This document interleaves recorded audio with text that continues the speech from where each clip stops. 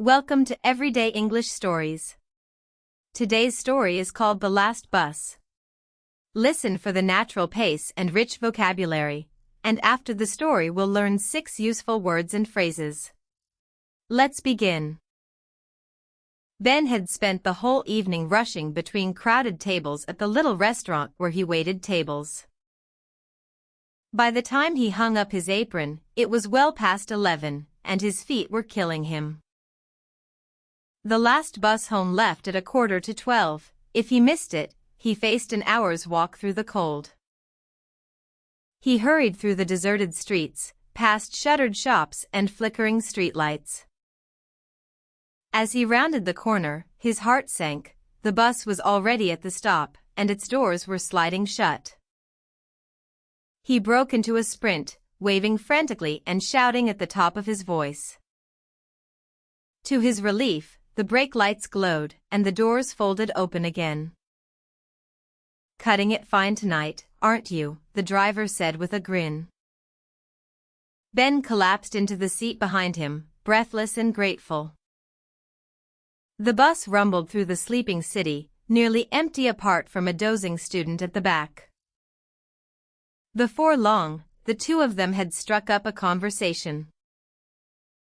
The driver, Sam, had been behind the wheel of the night bus for 3 decades. "Friday's my final shift," he mentioned, almost casually. "I'm hanging up my keys for good." There was pride in his voice, but also something wistful. Over the years, Sam had become part of his passengers' lives. He knew who worked night shifts at the hospital, whose daughter had just started university, and who needed an extra moment to reach the stop. He had never once driven off while someone was running for the bus. That struck Ben as something worth celebrating. During the week, he quietly spread the word among the regulars. The response was overwhelming. Everyone had a story about Sam's small kindnesses.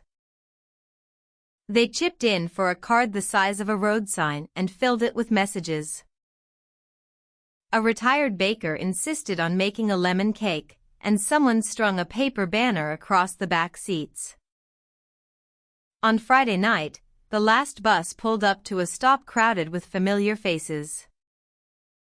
Sam stared at the little crowd, utterly bewildered, until Ben climbed aboard with the enormous card.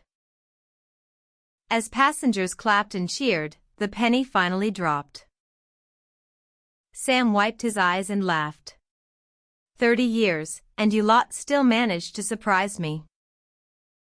The bus rolled through the city one last time, full of chatter, cake crumbs, and gratitude.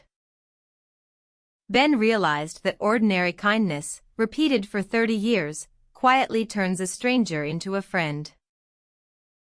That was our story. Now let's look at 6 useful words and phrases from the story. Number 1, to cut it fine. To cut it fine means to leave yourself only just enough time to do something. In the story, "Cutting it fine tonight, aren't you?" the driver said. Number 2, to strike up a conversation. To strike up a conversation means to start a conversation with someone. In the story, before long, the two of them had struck up a conversation. Number 3, wistful. Wistful means slightly sad because you are thinking of something you will lose. In the story, there was pride in his voice, but also something wistful. Number 4, to chip in. To chip in means to give some money so a group can buy something together. In the story, they chipped in for a card the size of a road sign. Number 5, bewildered. Bewildered means very confused and unable to understand something. In the story, Sam stared at the little crowd, utterly bewildered. Number 6, the penny dropped. The penny dropped means someone finally understood something. In the story, as passengers clapped and cheered, the penny finally dropped. Well done! Here's a practice tip. Listen again and pause after each sentence, repeating it aloud to copy the rhythm. New episodes every day, so please subscribe. See you tomorrow.